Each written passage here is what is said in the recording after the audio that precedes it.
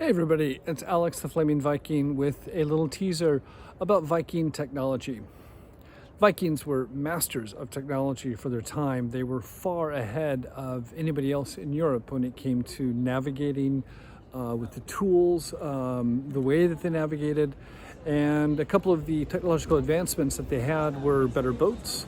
They also used a couple of interesting things. They had a form of a sundial that you can find out about the tours, and then this little gem, and I mean that literally. Now let's see if we can find one of these little gems, and I believe I see one here. And if you can see this in the light, this, when I hold it this way against the sunlight, is vaguely yellow.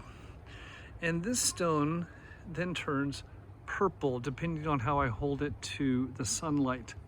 And this is an example of dichroism.